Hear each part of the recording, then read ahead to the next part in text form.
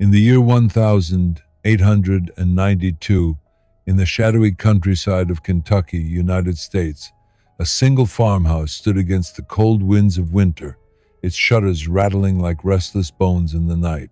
Inside that house lived a man whose name would one day echo through hushed whispers and community rumors, a man whose monstrous actions would carve one of the darkest chapters in local history, James Whitmore.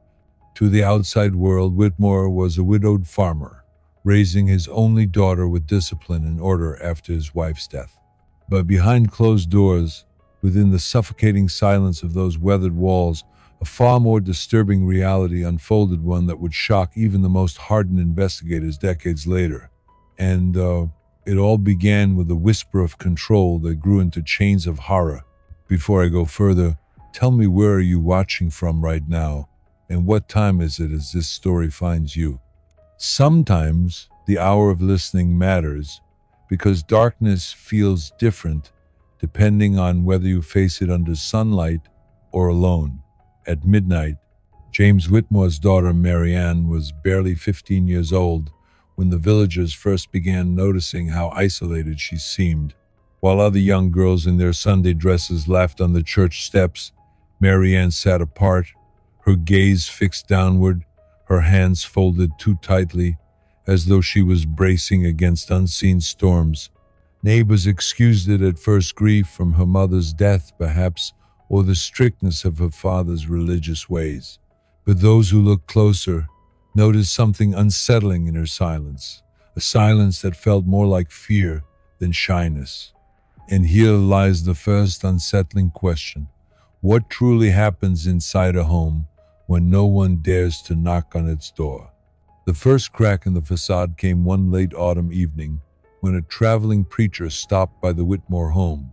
He later recalled in his journal that James introduced Mary Anne not as his daughter but as the young woman of the house. It seemed a slip of the tongue, perhaps even harmless. Yet the preacher wrote that something in Mary Anne's eyes unsettled him, something that made him feel as though she was silently pleading with him to stay. But he didn't stay.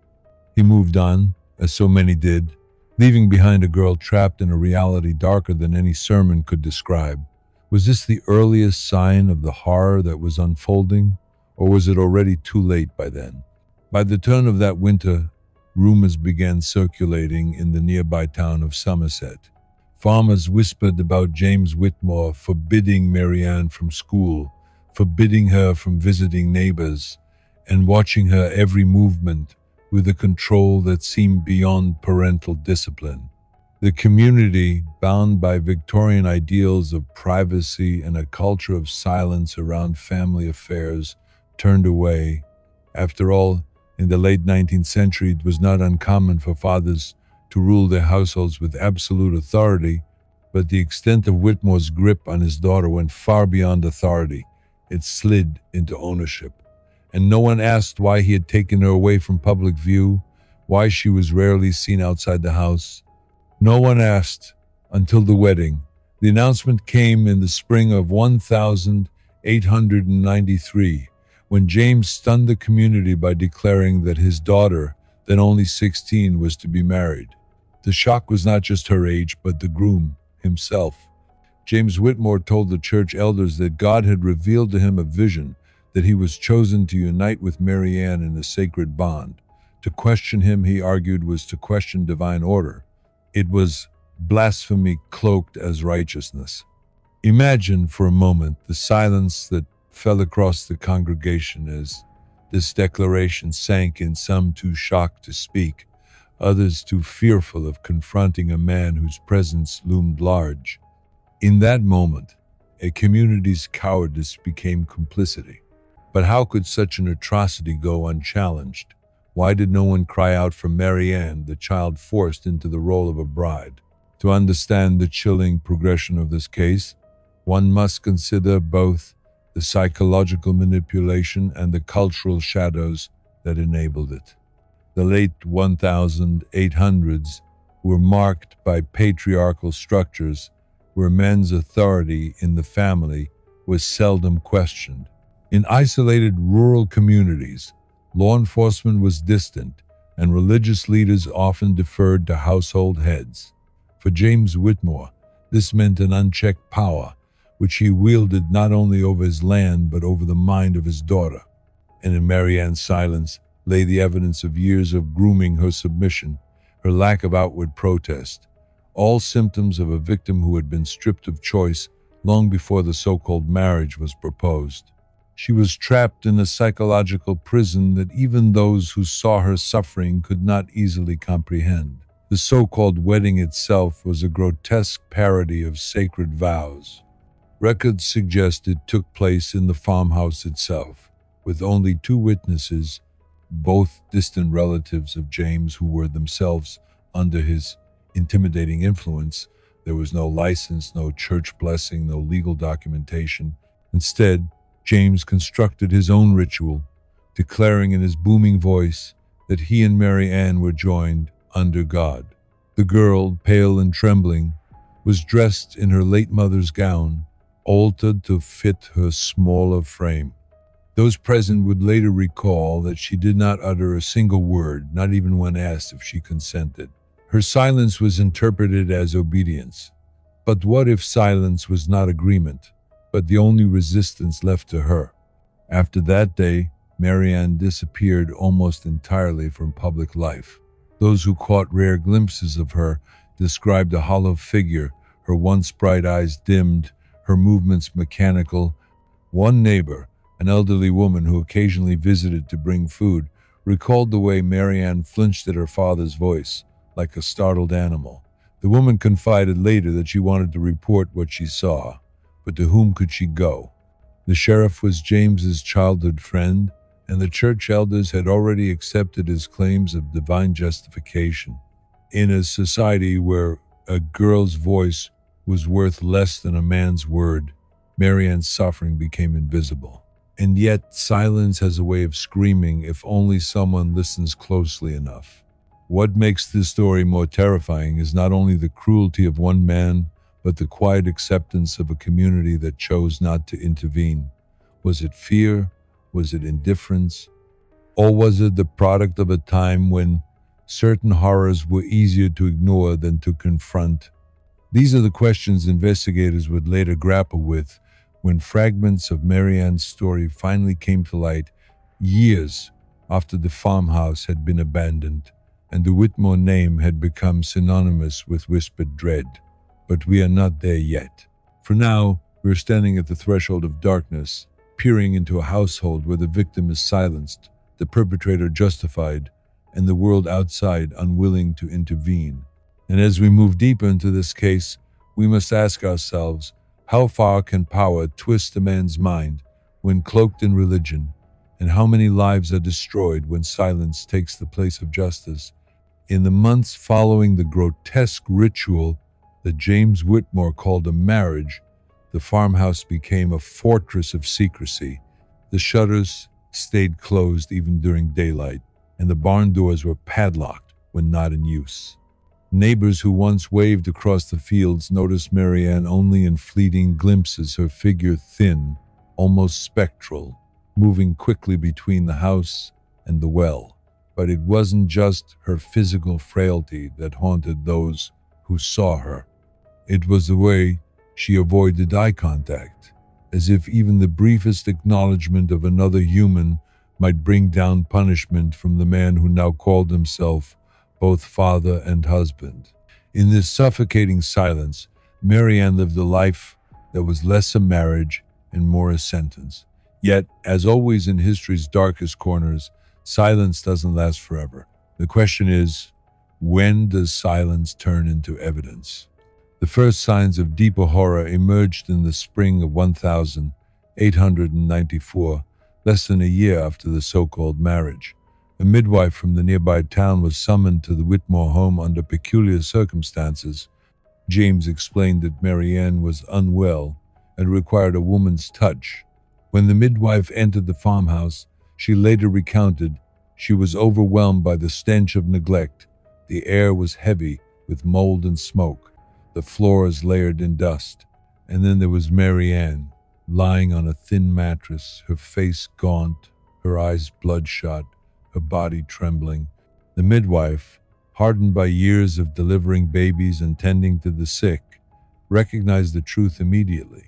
Mary Anne was not merely unwell, she was pregnant.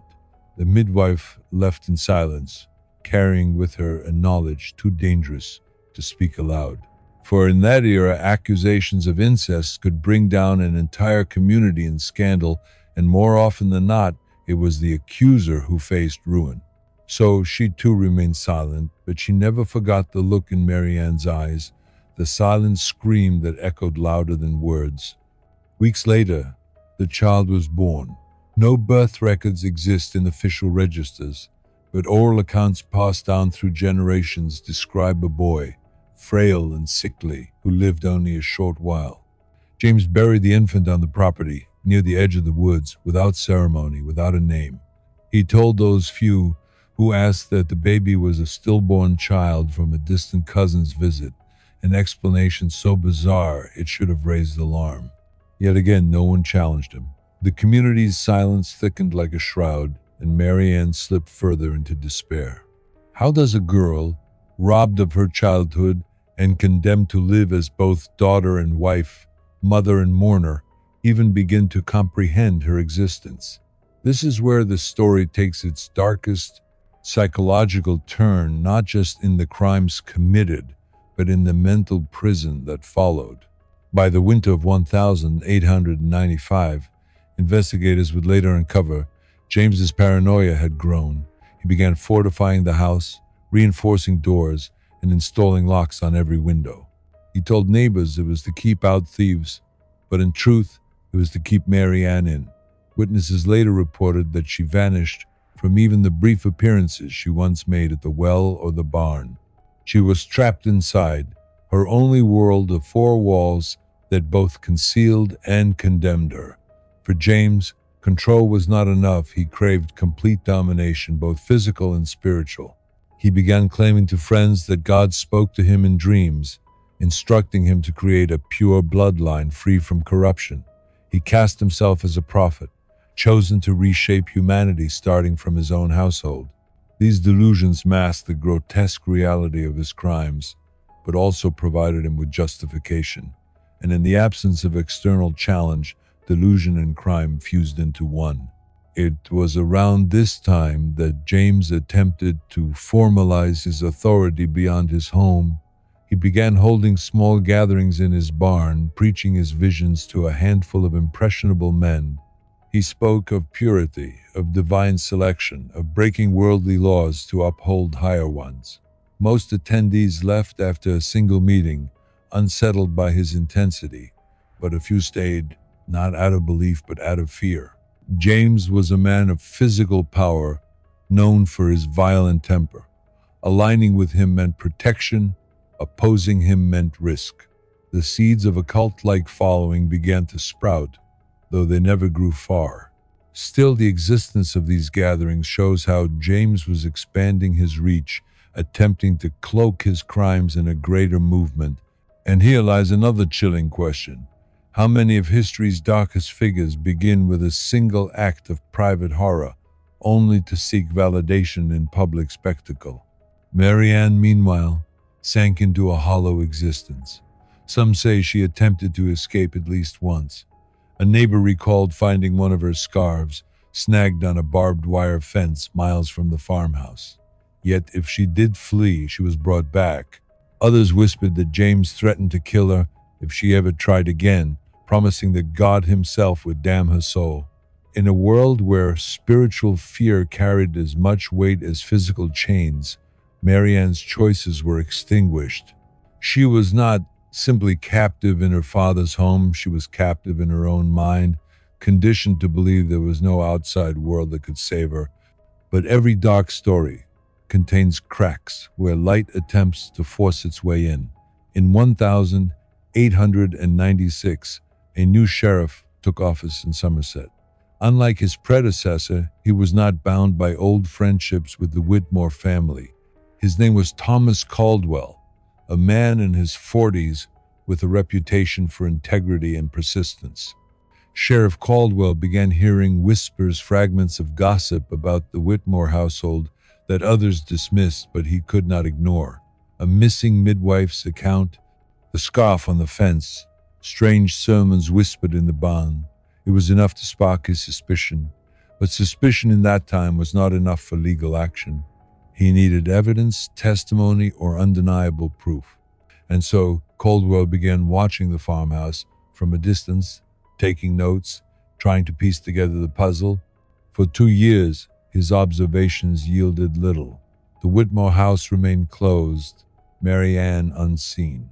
But in January of 1898, Caldwell spotted something unusual. Smoke rising from the barn late at night, followed by James dragging a heavy sack into the woods. The sheriff did not intervene immediately. Instead, he began documenting every irregular movement, building a case in silence. What was in the sack? Why did James return alone, his clothes stained with mud? These questions haunted Caldwell, but without a body or a confession, they remained only suspicions. Still, the sheriff's quiet determination planted the seeds of the investigation that would one day expose the full horror of the Whitmore crimes. And so, as the century drew to a close, the Whitmore farmhouse stood not only as a prison for Mary Anne, but as a powder keg waiting to explode. A father turned husband, a child turned bride, a sheriff watching from the shadows, and a community paralyzed by fear and silence. The story was far from over. In fact, the most shocking revelations, the kind that would stain Somerset's history for generations, were still to come. The question that lingered in every shadow was simple yet terrifying. When justice finally came, would it be too late for Mary Anne? By the dawn of 1898, Mary Anne was 21 years old, though she carried the weight of decades in her frail frame. The girl who had once been silent out of fear now seemed silent out of something deeper, resignation, a surrender of the soul. Those who managed a glimpse of her during rare outings described her as ghost-like, her hair prematurely graying, her steps unsteady, her expression detached from the world around her. Yet James Whitmore, bold and unrepentant, seemed more alive than ever. His sermons in the barn had grown stranger, darker, as he began weaving stories of a chosen bloodline and of divine orders that transcended man's law. He stood tall before the handful of men who still listened, a figure half preacher and half tyrant. And with every word, he wrapped his crimes in a cloak of righteousness. The real question now was not whether he believed his own lies, but whether anyone else might start believing them too. Sheriff Thomas Caldwell had by then gathered a patchwork of accounts, none conclusive, but all disturbing. He spoke quietly with the midwife who had once been summoned to the farmhouse, though she hesitated to give a formal statement. Fear hung over her like a shadow. Fear not only of James, but of the social ruin that came with speaking aloud the word incest. Caldwell also spoke with neighbors, collecting fragments of sightings. A young woman who looked perpetually ill, a scarf caught in the fence, late-night smoke from the barn. None of it was proof. All of it pointed toward horror. Caldwell began to see that this case was not just about one man and his crimes. It was about a community locked in silence, a silence as binding as any chain. But how could he force a breakthrough when no one dared to speak? The break came in a way no one expected.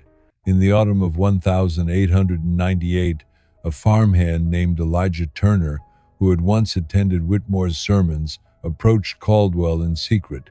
Elijah, only 19 at the time, confessed that during one gathering he had overheard Mary Anne crying in the barn loft while James preached below. He described the sound not as a single sob, but as a sustained, muffled wail, as though someone had been gagged. Elijah admitted he had been too frightened to intervene, but the memory haunted him. His testimony was the first direct crack in Whitmore's armor, a living witness who could attest to Mary Anne's suffering. Still, Caldwell knew was not enough. To act against James Whitmore, he needed undeniable evidence, something that no jury, no church elder, no community member could dismiss as gossip. And so the waiting continued. stretching out the agony of Mary Anne's existence. Meanwhile, Mary Anne's physical suffering worsened. Accounts passed down through the years describe how she became increasingly fragile, plagued by sickness. Some believe she contracted tuberculosis, others thought it was malnutrition. Whatever the cause, her body was breaking down under the weight of years of abuse and confinement. James, however, did not relent. He continued to treat her not as a daughter, not even as a wife, but as an object, something to control, to own, to use, for his twisted vision of purity. When Mary Anne fell ill, he reportedly refused outside medical help, declaring that God would heal her in his own way. Yet what God heals a wound inflicted by human hands? What God protects a child stolen by her father's desire? These were the unspoken questions that haunted the few who knew fragments of the truth. By early 1899, the community's silence began to crack in subtle ways. A local schoolteacher who had once been close friends with Mary Anne's late mother confided her suspicions to a town magistrate. She expressed fear that James was not only abusing his daughter, but concealing further crimes on the property. The magistrate, cautious and wary of scandal, dismissed her concerns, but he passed her words along quietly to Sheriff Caldwell. For Caldwell, this was fuel. Each rumor, each whisper added weight to the scale of suspicion. The sheriff knew he was circling something unspeakable, something the law was not yet ready to face. But he also knew that to delay much longer meant Mary Anne's complete destruction. The clock was ticking, and the silence of Somerset was growing harder to bear.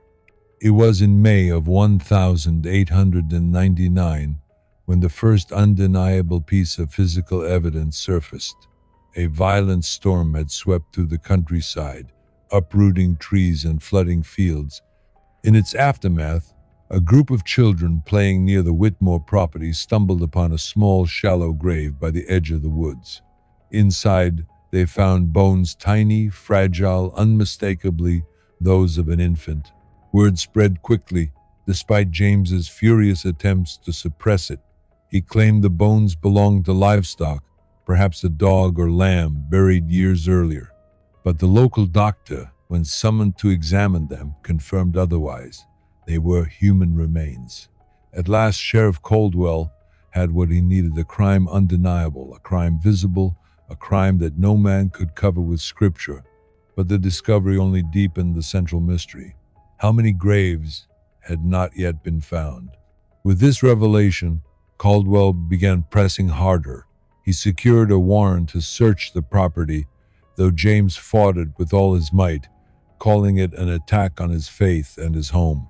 The search, conducted discreetly to avoid public spectacle, revealed more than anyone could have prepared for. Beneath the barn floorboards, investigators discovered bloodstains, old, faded, but too large to ignore. In a locked chest, they found scraps of women's clothing, not all of which belonged to Mary Anne. The farmhouse itself, with its bolted windows and fortified doors, was described by those present as less a home than a prison. And then there were Mary Anne's eyes, hollow and pleading, when Caldwell finally stood before her and asked if she wished to leave. She said nothing. She lowered her gaze. She trembled. That silence was perhaps the most damning evidence of all. Yet, for all this, the case was far from simple. The law at the time was woefully unprepared to handle incest and coercive captivity.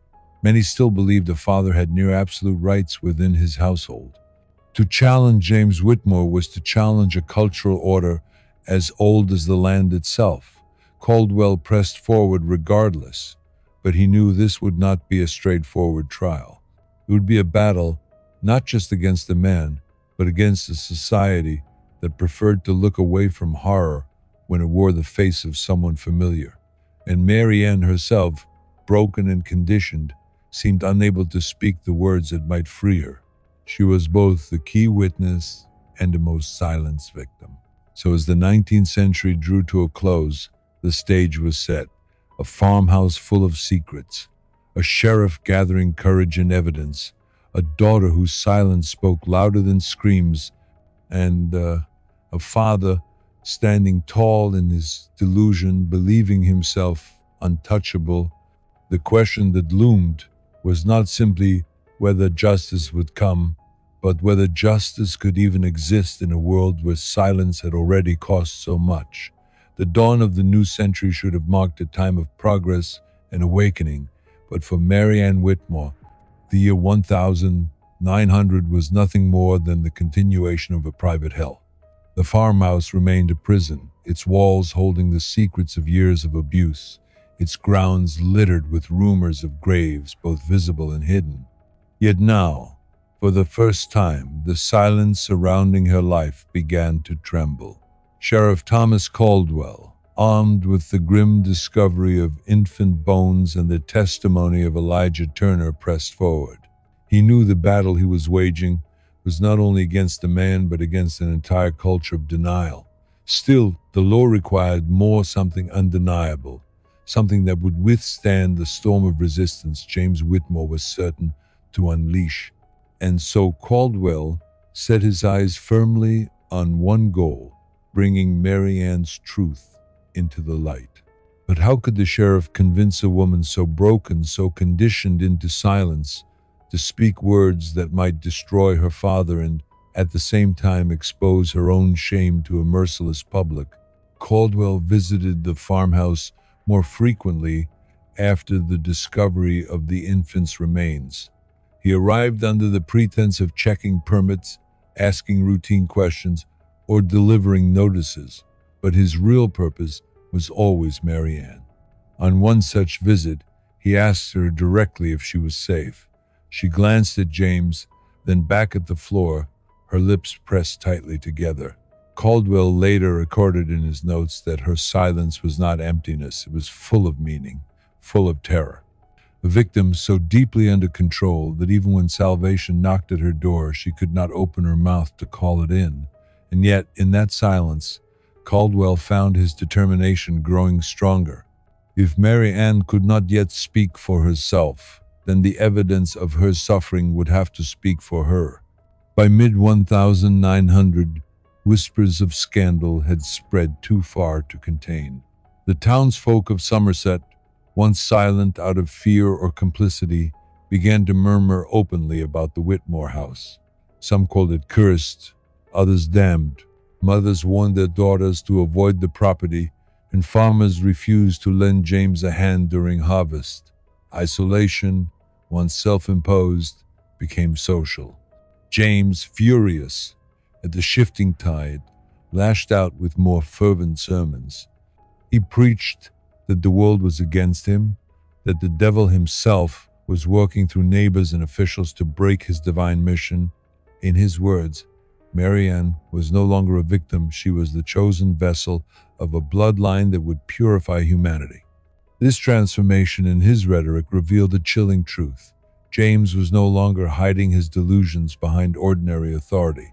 He was embracing them openly, daring the world to challenge him. And what happens when a delusion is challenged? Often it turns violent.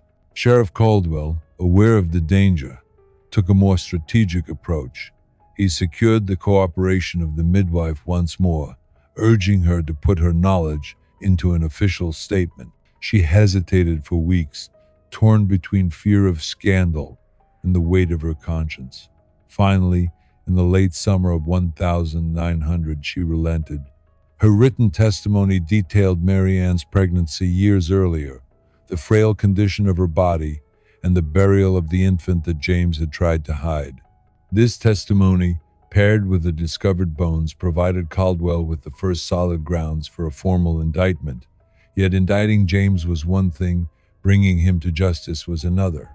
In small towns, juries were often hand-picked, influenced by friendships, debts, and loyalties that ran generations deep. Would 12 men be willing to convict one of their own, even in the face of monstrous evidence? As Caldwell built his case, Mary Anne's health declined further. Accounts suggest she suffered fainting spells and chronic coughing fits, leaving her unable to work even within the house. James, furious at her weakness, grew harsher. He accused her of defiance, of letting the devil weaken her spirit. Witnesses recalled hearing his voice carry across the fields in violent tirades, though the words were often muffled. What Mary Anne endured inside those walls is known only through the fragments she revealed years later. But even those fragments suggest a torment beyond comprehension. And yet, through her suffering, she remained alive, her very survival a silent act of endurance against the man who claimed to own her completely. In December of 1900, Caldwell made his move. Armed with a warrant, he and two deputies entered the Whitmore property with the intent to conduct a full search. James resisted, his booming voice condemning the intrusion, his fists clenched as though ready for violence. But the presence of armed lawmen forced him into reluctant compliance. The search was meticulous, lasting hours.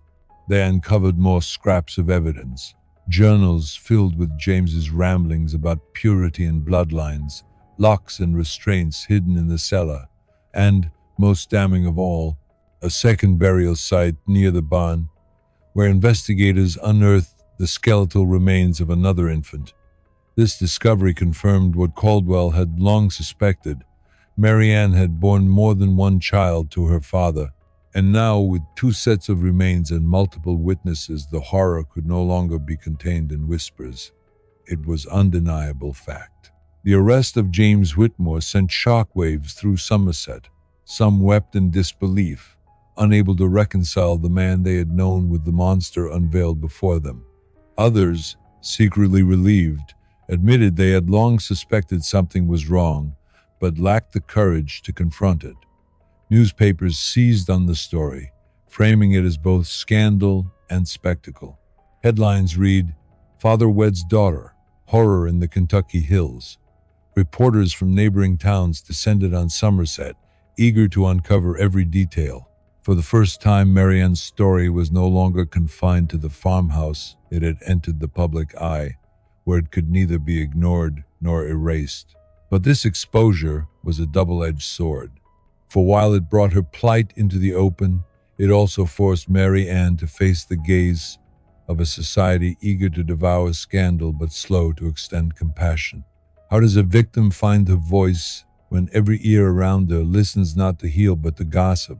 In the weeks that followed, the trial of James Whitmore began to take shape. Prosecutors struggled with the limitations of the law, for incest, while socially reviled, was not always explicitly legislated in cases of paternal abuse at the time. They charged him with unlawful marriage, concealment of birth, and crimes against morality. But Caldwell knew the heart of the case was darker than any statute could capture. It was not merely about laws broken, but about lives destroyed. And central to it all was Mary Anne, silent, frail, and carrying within her the scars of both her father's cruelty and her community's indifference. By the opening of the trial in early 1901, the courthouse overflowed with spectators, farmers, townsfolk, reporters. They all gathered to witness the spectacle. James, defiant, stood in chains, yet carried himself like a prophet. He proclaimed his innocence, claiming persecution for his faith, framing himself as a martyr, chosen to suffer for divine truth. Mary Anne, brought in under heavy escort, was seated at the front. The entire room turned to look at her, some with pity, others with prying curiosity. She lowered her head, refusing to meet their eyes. And in that moment, the question loomed heavier than ever. Would she at last find the strength to speak against him, or would silence, once again, be the only voice left to her? The winter air in early 1901 was biting, and inside the Somerset courthouse the tension was no less chilling. The trial of James Whitmore was unlike anything the town had ever seen. Every seat was filled, every window crowded with faces straining to glimpse the proceedings. Reporters scratched hurried notes, their pencils racing to capture each detail of what they called the Incest Bride case. And there, at the center of it all, sat Mary Anne, thin, pale, her hands clenched so tightly in her lap that her knuckles turned white. She had become the unwilling symbol of the horror, the victim whose silence spoke volumes, though the question remained. Could her silence alone convict her father, or would she be forced to speak the unspeakable before a courtroom eager for spectacle? The prosecution began with evidence. Caldwell and his deputies had gathered the infant remains unearthed near the property, the bloodstains found beneath the barn, and the journals filled with James's fevered writings. Each piece painted a grim picture, though none carried the weight of Mary Anne's voice. Without her testimony, the defense argued, these findings could be explained. The bones, stillborn children of distant kin. The journals, harmless scripture-inspired musings. The blood, animal slaughter from farm work. James's lawyer, a stern man named Richard Hawthorne, wove each fact into plausible denials. The defense knew that as long as Mary Anne remained silent, doubt could fester in the jurors' minds. Doubt, after all, was the seed from which acquittal grows. But silence cannot withstand forever the pressure of truth. On the third day of the trial, Mary Anne was called to the stand. The courtroom fell into a suffocating hush as she rose, her fragile form trembling as though the weight of every gaze might crush her. She walked slowly to the witness box, her steps hesitant, her eyes fixed on the floor. When asked to state her name, her voice cracked, barely audible. "Mary Anne Whitmore," she whispered. The room leaned forward to hear her. What followed would determine not only the outcome of the trial, but the legacy of this case in history.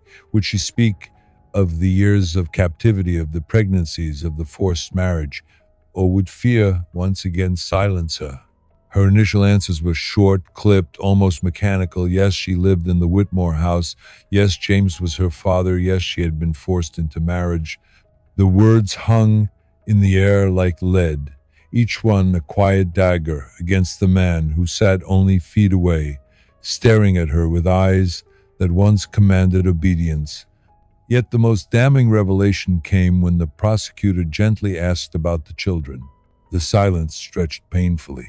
Mary Anne's lips trembled, her eyes filled with tears, and for a moment it seemed she might break down completely. Then, with a shaking voice, she said the words that echoed through every corner of the courthouse. They were his. Gasps rippled through the audience. Some covered their mouths in shock, others wept openly. The truth, once unspeakable, had finally been spoken. James erupted, shackled but seething. He shouted from his seat, declaring Mary Anne a liar, claiming she had been seduced by demons, claiming her words were an attack orchestrated by Sheriff Caldwell. His voice filled the chamber, booming with rage and delusion, until the judge ordered him silenced. But in that outburst, the mask of righteousness shattered. The jury saw not a prophet, but a tyrant, not a father, but a monster. Still, the defense persisted, arguing that Mary Anne's mind had been poisoned, that years of grief and sickness had clouded her memory. They attempted to portray her not as a victim, but as unstable, unreliable.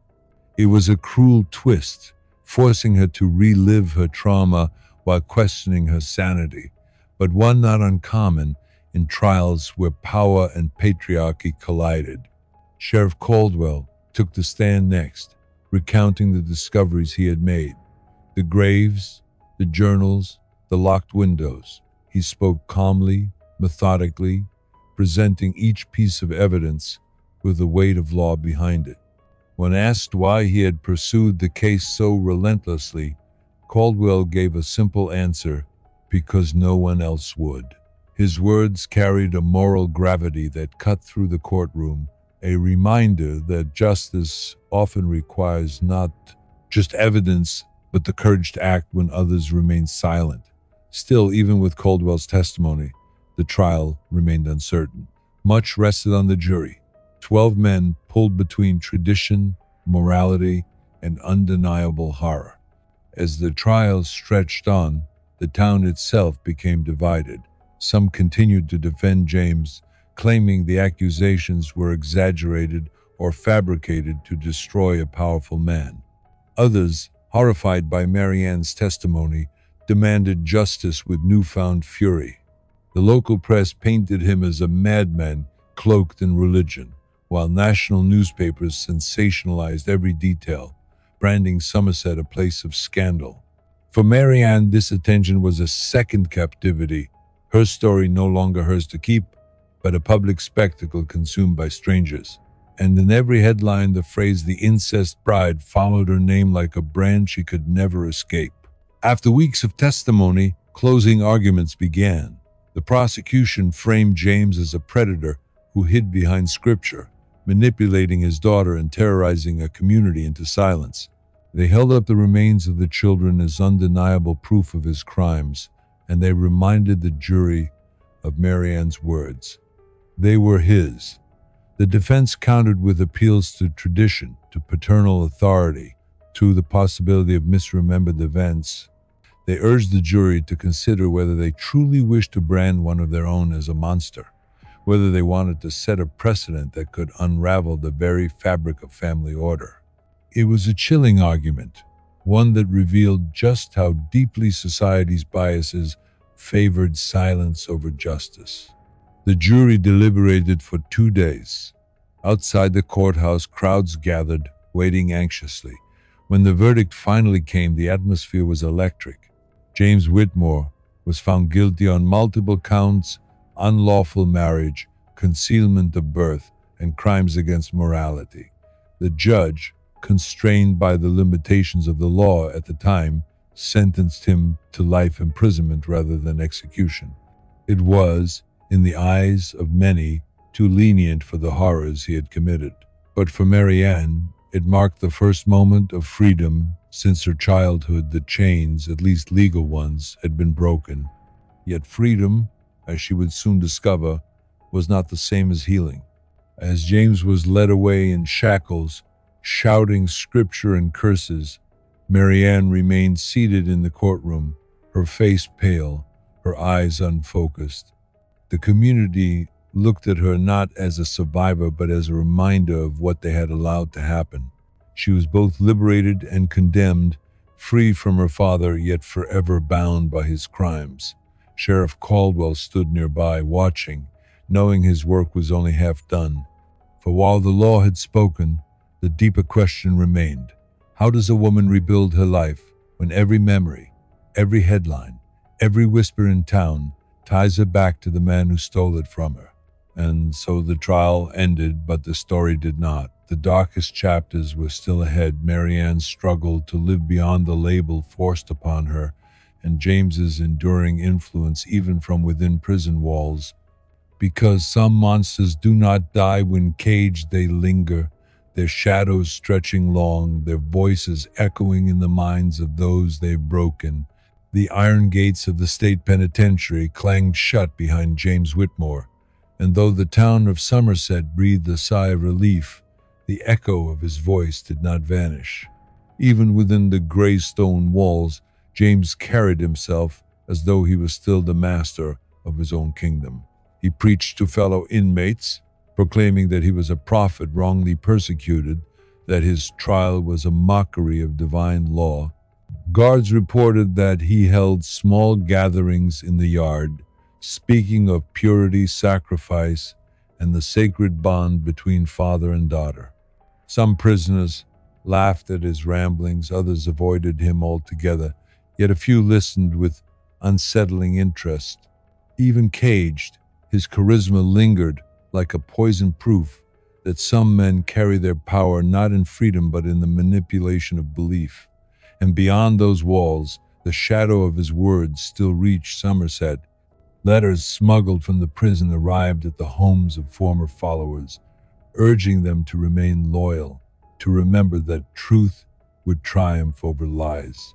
For Mary Anne, each letter that surfaced was another reminder that her father's grip was not entirely broken. Mary Anne, meanwhile, attempted to build a life outside the courtroom's suffocating gaze.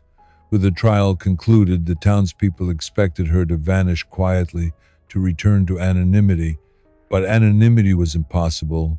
Wherever she went, whispers followed. At markets, women turned their backs, children pointed, repeating words they had overheard from parents. That's her, the incest bride. Employers hesitated to hire her, fearing scandal. Even in church, the place where she once sought solace, she found no refuge. Sermons carried subtle barbs, veiled reminders of sin and obedience. Though she had spoken against her father, society still seemed to blame her as much as him. In those years, silence might have been the safest option, but silence had nearly destroyed her once before. So she endured the cruelty, carrying herself with quiet dignity, though every glance and whisper cut deep into the fragile hope she had for a normal life. Sheriff Caldwell visited her often, less as an officer of law now, and more as a friend. He brought food, offered protection, and occasionally read aloud from newspapers so she could know what was being said about her beyond Somerset. The national press had not let the case fade. In cities far away, the story was retold with morbid fascination, sometimes distorted, sometimes embellished. Some papers cast Mary Anne as a tragic heroine, others as a willing accomplice to her father's perversions. These narratives, printed for strangers' consumption, only deepened her isolation. "They don't see me," she once told Caldwell quietly, her voice brittle. "They only see what he made me." Caldwell, though a man of duty, found himself unable to answer. How could the law mend what society itself refused to acknowledge? In the years that followed, James continued to appeal his conviction, filing petitions from prison with the help of sympathizers. Each rejection only fueled his narrative of martyrdom. He claimed the courts feared his truth, that the state was punishing him for practicing divine order. Some former followers even sent him money, convinced that one day he would return to Somerset vindicated. The persistence of his influence troubled Caldwell, who realized that imprisoning James had not severed his legacy. Evil, he came to understand, does not vanish with a verdict. It adapts, finds new forms, and lingers like smoke long after the fire has been extinguished. For Mary Anne, this meant her ordeal was never truly behind her. Each petition reminded her that her father's voice still sought a platform, and that society still entertained the possibility of his redemption. By 1905, whispers of James's health declining began to circulate. Rumors spread that he was wasting away in his cell, his once commanding figure reduced to frailty. Some in Somerset hoped his death would bring closure and end to the nightmare. Others feared that even in dying, he would find a way to leave his mark. That year, Mary Anne received a final letter smuggled through a sympathetic guard. The handwriting was shaky, the words scrawled with desperation. In it, James called her by the same title he always had, "My Bride." He begged her forgiveness, not for the crimes he had committed, but for allowing outsiders to interfere with their union. He urged her to visit him, to stand by him once more before God. Mary Anne burned the letter without replying, watching the flames consume the last tangible thread of his control. Yet even as ashes curled in the fireplace, she knew the scars within her could never be so easily destroyed. When James finally died, in the winter of 1906, his body was returned to Somerset for burial. Few attended the funeral, though a handful of diehards whispered prayers over his grave. The town hoped this would mark the end, but for Mary Anne, the end was far more complicated. His death freed her from the possibility of his return, but it did not erase the years of control, the stolen childhood, the children lost.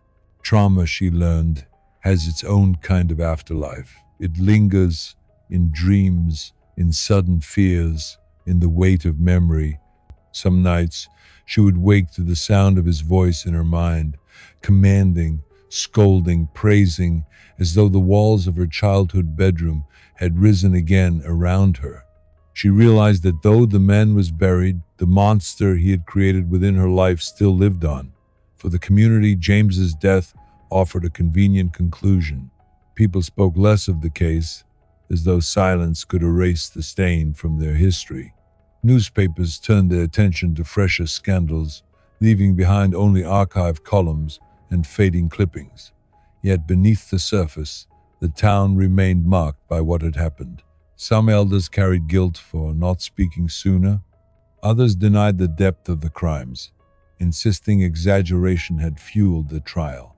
Generations later, whispers of the Whitmore case still surfaced, though often distorted into local legend. For Mary Anne, however, it was no legend. It was memory raw, unending, and hers alone to carry. Years passed, and Mary Anne grew older. She never married, never bore more children. Her life was a quiet one, marked by solitude and occasional kindness from those brave enough to look past the label she had been given. Yet she found a kind of strength in survival. Against odds that would have broken many, she endured. Against the society that shamed her, she persisted. Against a father who claimed her body and mind, she reclaimed her voice in that courtroom and never surrendered it again.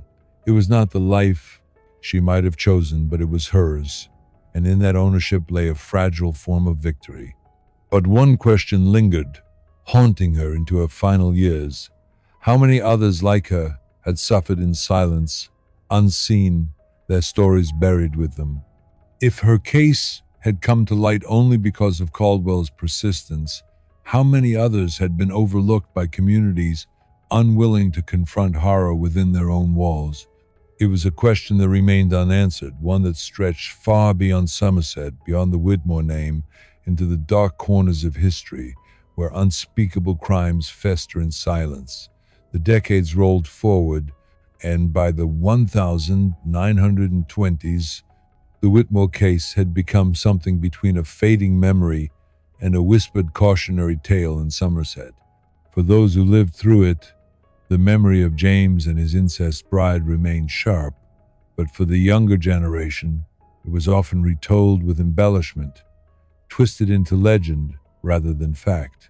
Children dared each other to walk past the ruins of the old Whitmore farm, claiming they could still hear babies crying in the wind or see a pale woman's figure staring from the windows that no longer stood. What had been Mary Anne's real suffering was reshaped into folklore, an eerie tale to thrill and frighten at sleepovers. Yet for Mary Anne herself, who was then an aging woman, the story never dulled.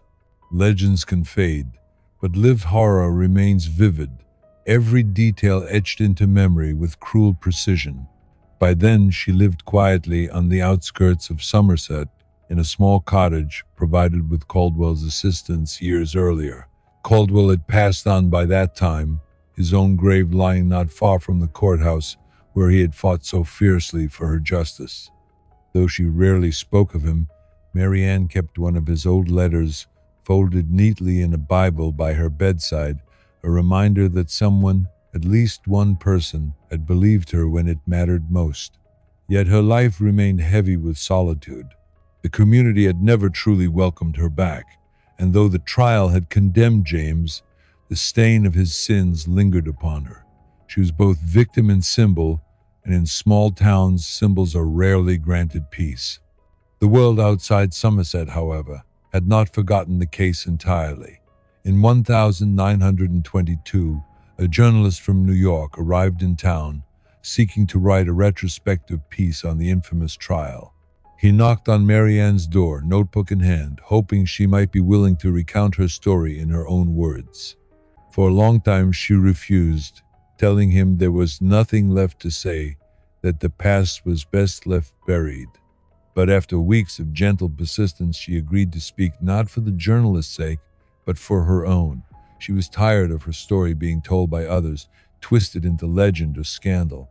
She wanted, at least once, to let the truth be spoken plainly. In the interview, she recounted the years of isolation, the pregnancies, the silent terror of being both daughter and wife to a man who twisted scripture into chains. Her words were calm, deliberate, almost clinical, as though the telling itself required a shield against the rawness of memory. She spoke not only of James's cruelty, but also of the silence of the community, the neighbors who suspected but said nothing, the churchgoers who looked away, the friends who vanished when whispers began. "He wasn't the only one who kept me prisoner," she told the journalist, her voice steady. "The town did too, with their silence." That sentence would become the article's centerpiece, a line reprinted in papers across the country. For the first time, Mary Anne's perspective was not hidden beneath the sensational label of Incest Bride. For the first time, she was seen as more than her father's victim. The article stirred renewed debate. Some praised her courage, admiring her strength to speak after decades of shame. Others condemned the piece, claiming it dredged up old wounds best forgotten. In Somerset, opinions remained divided. Some resented the national attention. Others felt shamed anew by the reminder of their complicity. Yet the article did something profound. It shifted the conversation from one man's monstrousness to the broader question of how societies allow such crimes to fester. It was no longer just about James Whitmore. It was about silence, complicity, and the dark truths communities hide to preserve their comfort. Mary Anne herself found little personal relief from the article. Though it gave her a voice in the public eye, it also renewed the old wounds of gossip. Strangers wrote her letters, some sympathetic, others cruel. A few disturbed admirers even sent proposals, drawn not to her humanity but to the lurid fascination of her past. She ignored them all, retreating further into solitude. But in quiet moments, when she looked out her cottage window across the empty fields, she knew she had done something necessary. By telling the truth, she had ensured that the full horror of her father's actions and the community's silence would not vanish into the fog of myth. As the years pressed on, Mary Anne's health declined, but her mind remained sharp. Neighbors who dared to speak with her often remarked on her clarity, her ability to recall events from decades past as though they had happened yesterday. Some avoided her for that very reason, as though her memories carried a contagion of guilt. But younger women occasionally sought her counsel, drawn by whispers of her strength. To them, she spoke not of horror but of resilience. "Surviving is not the same as living," she told them, "but surviving gives you the chance to live one day."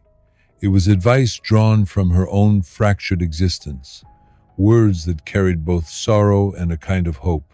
In the late 1930s, another journalist came, this time seeking to write about the psychological toll of such crimes, the scars left long after the crime itself had ended. Unlike the earlier reporter, he was more clinical, asking questions that probed deeply into Mary Anne's inner world. Some she answered, others she refused, but through the conversations, a picture emerged of trauma's endurance, the nightmares that never fully ceased, the fear of closed rooms, the distrust of authority. Her case, once treated as scandal, was slowly being reframed as a lesson in psychology, a study in the long shadows cast by abuse. Though Mary Anne never sought such recognition, her story was becoming part of a larger discourse, one that would outlast her. Yet even as the world began to see her differently, Mary Anne herself remained burdened by one haunting truth: the children she had lost. No articles, no interviews, no shifting public opinion could erase their absence. Each one remained with her in memory, shadows of lives that might have been. Sometimes she would sit alone and whisper names she had never spoken aloud, names she had given in her heart to the little ones who never grew old. It was in these private rituals, unseen by any journalist or historian, that the deepest truth of her story lived, not in scandal, not in folklore, but in grief. By the time Mary Anne passed away quietly in 1941, she was nearly forgotten in Somerset. Few attended her funeral. No family remained, no descendants to carry her name forward. But in archives, in faded newspaper clippings, and in the whispered memories of those who once dared to listen, her story endured. And like the roots of a tree buried deep beneath soil, the legacy of James Whitmore's crimes stretched invisibly into future generations, serving as a reminder of the dangers of silence, of complicity, of the monstrousness that can fester behind closed doors when no one dares to speak. The town of Somerset moved on, but history never truly does. And though her grave bore only a simple stone, Mary Anne Whitmore, 1865, 1941, her life carried questions that would echo far beyond her years. Questions not just about one father's cruelty, but about the society that allowed it, the silence that sustained it, and the scars that never fully healed. By the mid-20th century, the name Whitmore was rarely spoken aloud in Somerset. The farm had long since collapsed into ruin, its timbers rotted, its fields overgrown with brambles. Local children whispered that it was haunted, daring one another to creep close to the charred remains of the barn where unspeakable things had once occurred. Most avoided it, sensing instinctively that the ground itself bore a memory too heavy for play. Yet outside Somerset, scholars and criminologists were beginning to revisit the case with renewed interest.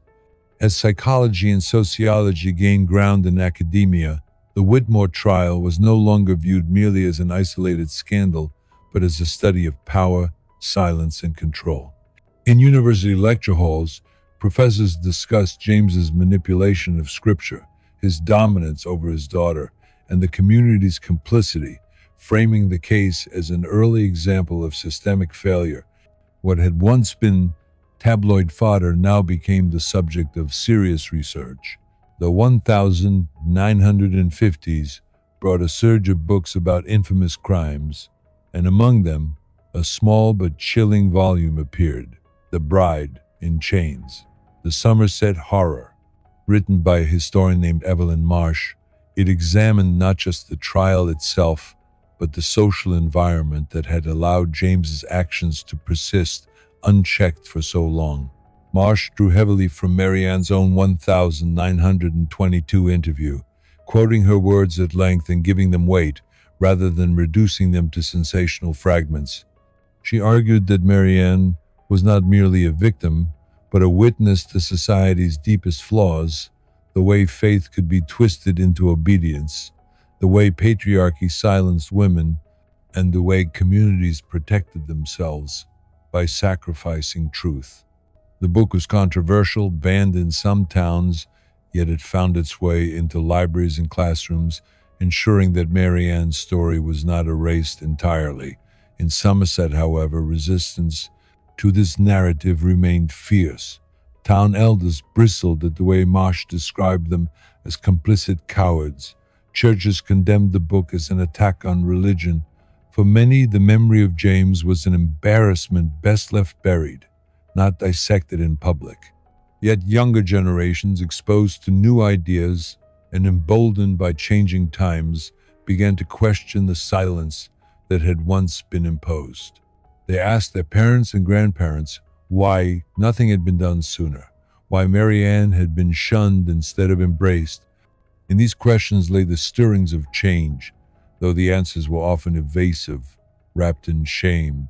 As the 1960s unfolded, movements for women's rights and social reform cast new light on Mary Anne's ordeal. Activists cited her story in pamphlets and speeches, pointing to her suffering as proof of the urgent need to protect women from abuse, to challenge the sanctity of male authority in the home. Her name began to reappear in national conversations, though rarely with the dignity she deserved. She was still referred to as the Incest Bride, a phrase that turned her trauma into spectacle. But now, alongside the lurid nickname, came questions about law, justice, and the structures that failed her. The very thing that once isolated her was slowly transforming into a symbol of systemic injustice. Meanwhile, researchers dug deeper into the surviving records of the trial. They discovered that many depositions had been edited before entering the official archives, details scrubbed to spare the community embarrassment. Whole testimonies from neighbors were missing, erased as though they had never existed. The gaps revealed not only what James had done, but what Somerset had chosen to forget. It became clear that the trial had not simply been about one man's crimes, but about a society desperate to preserve its reputation, even at the cost of truth. This revelation added another layer of darkness to the story, proof that the evil had not ended with James's imprisonment or death, but had seeped into the very fabric of collective memory. By the 1970s, documentaries on public television began exploring forgotten crimes of America's past, and inevitably, the Whitmore case resurfaced. Grainy photographs of the courthouse of the ruined farm of James himself were displayed alongside haunting narration. For the first time, audiences heard Mary Anne's words read aloud from her testimony, her whispered phrase, "They were his," echoing across living rooms decades after it had silenced a courtroom. Viewers were horrified, and letters poured into stations demanding more coverage. The case, once confined to dusty archives, was alive again in the national conscience. Yet even in this retelling, the complexity of Mary Anne's life was often flattened into spectacle. Television loved the shocking headline, "The Father Who Wed His Daughter." The nuance, the psychology, the endurance, these subtleties were too easily lost in the rush for viewership. And still, beneath the layers of history and sensationalism, the central question persisted: how had it been allowed to happen? Scholars argued over James's psychology. Was he a delusional religious zealot, a manipulative sociopath? Both. Others examined the role of community silence, pointing to Somerset's culture of obedience and fear as fertile ground for such horror. Feminist scholars went further, declaring that Mary Anne's suffering was not just the result of one man's depravity, but of an entire patriarchal system that normalized women's submission. In this reframing, she became more than a victim of James, she became an unwilling mirror, reflecting society's darkest truths. Yet amid all this analysis, the woman herself, Mary Anne, remained an enigma.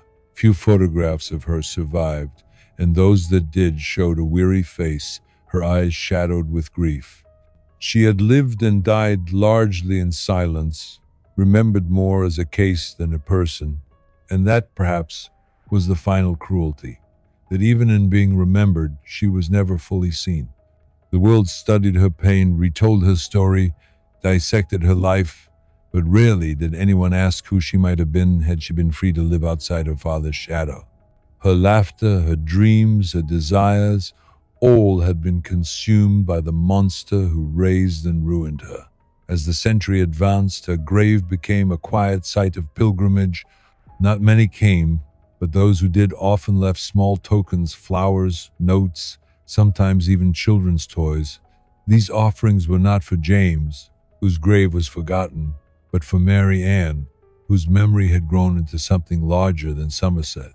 For survivors of abuse, her story resonated as a testament to endurance, a reminder that speaking truth, no matter how painful, could crack the silence of an entire community. Yet each tribute also underscored a tragic irony. Mary Anne had lived most of her life in isolation, denied compassion, and only in death did strangers finally offer her the empathy she had deserved all along. In the end, the Whitmore case became more than a tale of crime. It became a parable of silence and complicity, of how evil festers not only in the hearts of the cruel but in the apathy of those who turn away.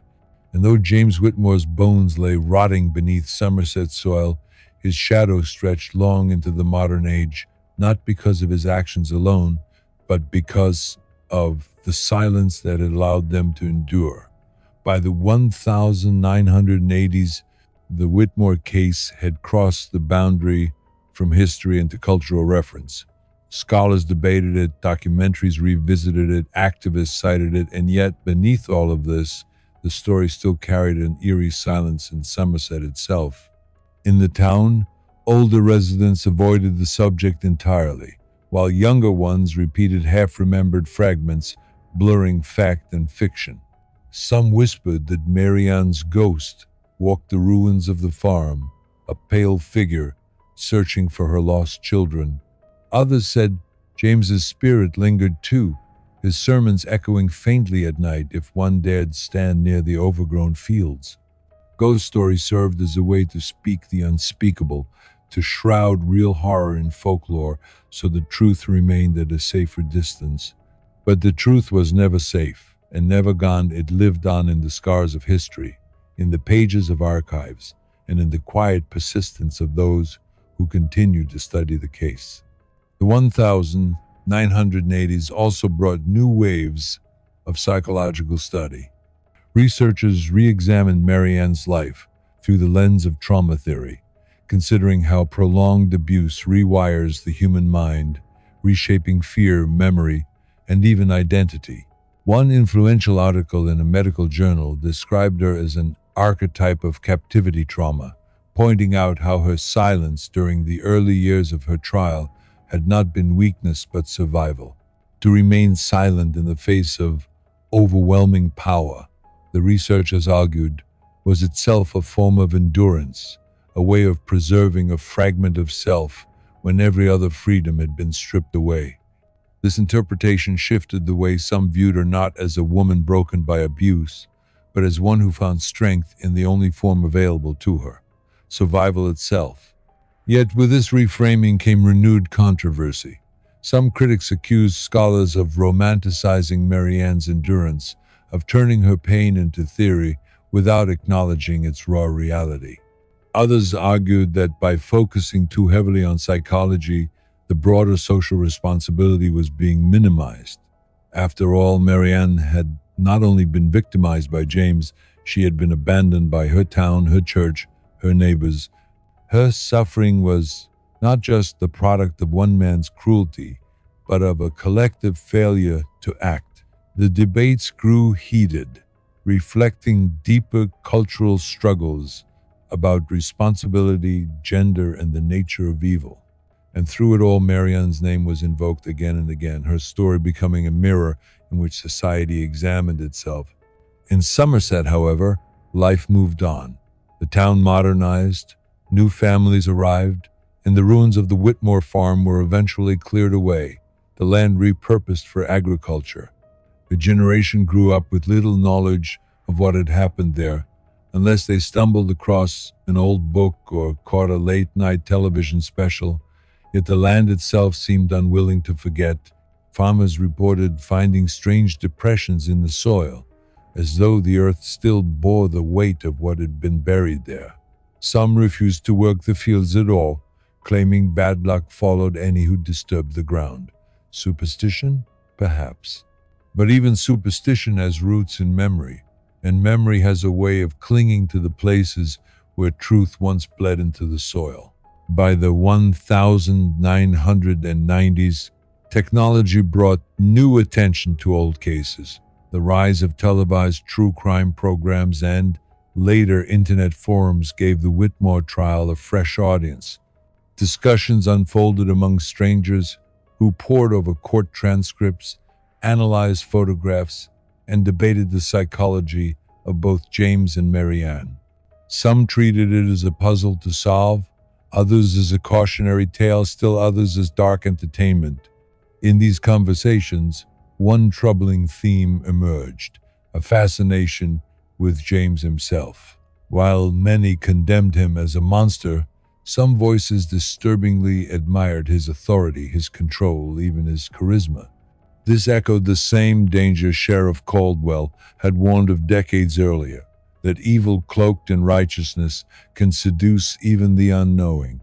The fact that James could still, even from the grave, inspire admiration revealed the lingering power of his shadow. Yet there was also hope in these new discussions. Survivors of abuse found the Mary Anne story a reflection of their own struggles. They saw in her endurance a kind of kinship, proof that survival was possible even in the darkest circumstances. Letters began appearing at historical societies and archives, written by people who felt compelled to share their own stories after reading hers. Some said her voice gave them courage to speak of their pasts for the first time. In this way, Mary Anne's legacy evolved again, not only as a victim or symbol of silence, but as a source of solidarity for others who had suffered in silence too. Her pain, though she never asked for it, became a lifeline across time for those in need of strength. As the 20th century drew to a close, the Whitmore case stood as both a caution and a question. Caution because it revealed how easily horror can fester when no one dares to confront it. Question because it forced every listener to ask, what would I have done? Would I have spoken out like Caldwell, risking isolation? Or would I have looked away, convincing myself it was not my business? The case lingered not just because of its shock, but because it reflected an uncomfortable truth. Monsters are rarely isolated. They are enabled, sheltered, or ignored. And silence, more than anything, is the soil in which their cruelty thrives. In Somerset today, Mary Anne's grave lies quiet, the stone weathered by time. Few visitors come, though every so often a stranger leaves flowers or a folded note, small gestures of recognition that she was more than the title history forced upon her. James's grave, by contrast, lies untended, its stone chipped and forgotten, a reminder that memory itself can choose sides.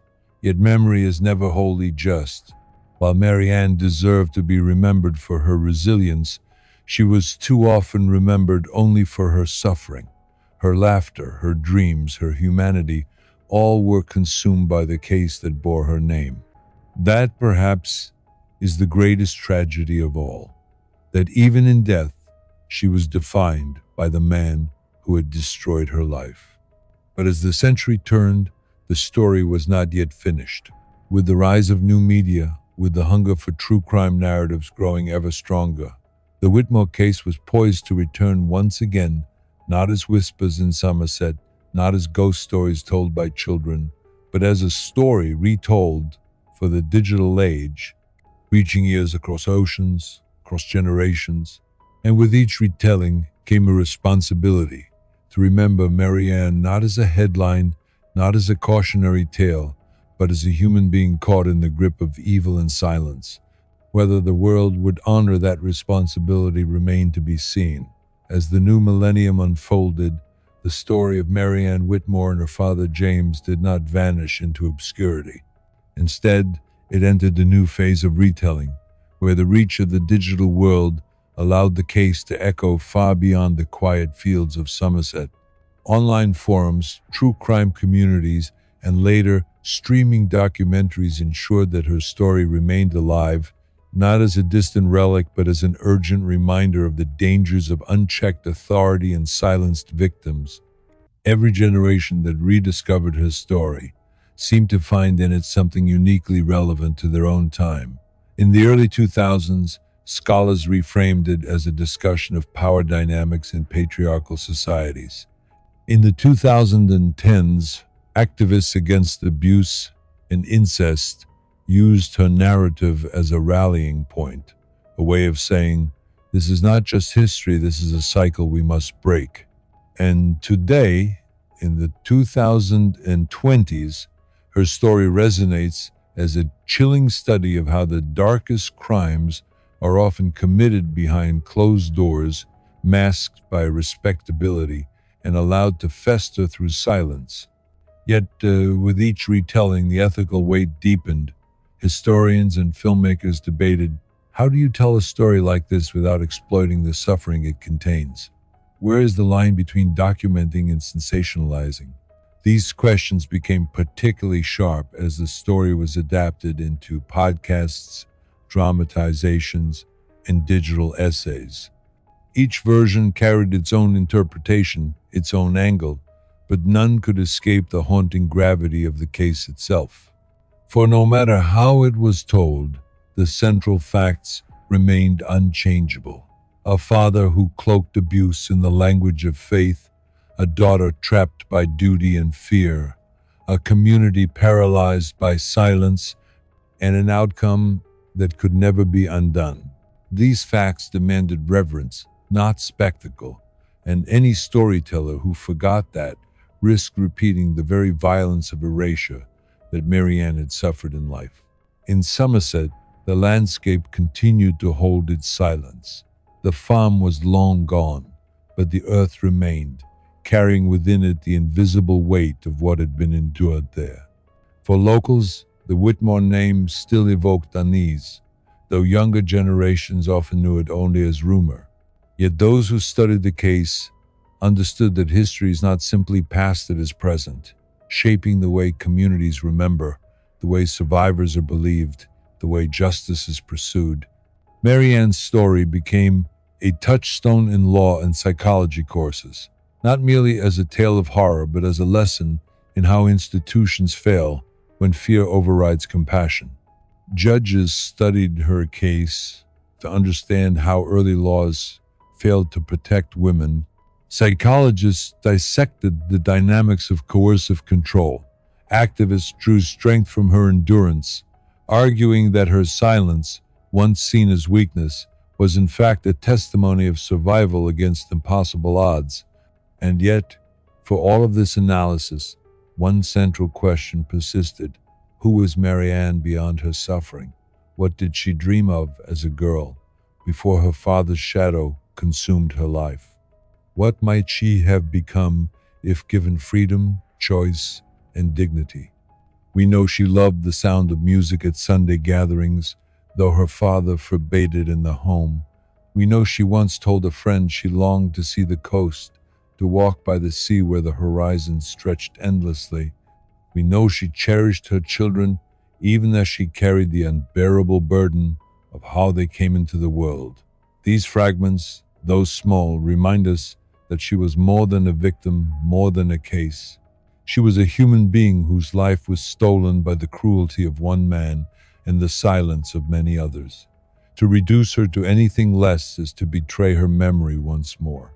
The story of James Whitmore, too, resists simple closure. He was not merely a villain from folklore, but a man who manipulated faith, community, and power to bend reality itself. His sermons were remembered for their fire, his presence for its intimidation, but his downfall revealed a truth often ignored. Even the most righteous mask can conceal rot, and that rot, when ignored, spreads. James's legacy is not one of strength or authority, but of corruption, deception, and the fragility of institutions that failed to stop him. To study him is not to glorify him, but to understand how predators operate so that silence cannot again be their shield. His grave may lie neglected, his memory despised, but the danger he embodied, the danger of unchecked power, remains a warning that outlives him. In the end, the Whitmore case stands not as a single tragedy, but as a mirror. It forces us to ask uncomfortable questions. How many voices are silenced today because communities fear confrontation? How many Mary Annes live among us, unseen, unheard, enduring behind the facade of ordinary respectability? And what does it say about us as listeners that we continue to be drawn to stories of horror, compelled to hear them told again and again? Perhaps it is because such stories force us to confront the boundaries of morality, to acknowledge the darkness that lies not only in individuals, but in societies that choose not to see. Or perhaps it is because deep down we hope that by remembering, by bearing witness, we might prevent history from repeating. As you reflect on this case, the Incest Bride of Somerset, the father who became both husband and jailer, the daughter who survived unspeakable torment, you must ask yourself, where do you stand in the balance between silence and truth? Would you speak if the cost was high? Would you believe if the story was too terrible to imagine? These are not abstract questions. They are the very questions that shape whether such crimes can happen again. For the shadows of history are never as distant as we wish to believe. If this story has unsettled you, let it do more than disturb. Let it provoke thought. Share your perspective in the comments. Do you believe evil like this is born, or is it created by silence, fear, and complicity? And if you want more true crime narratives told with the depth, care, and respect that these stories demand, Make sure to subscribe to Dark History HD. Like this video if you believe stories like Mary Anne's deserve to be remembered, and share it so that her voice, once silenced, can continue to be heard. Until the next case, stay aware, stay thoughtful, and remember dark history is never truly past.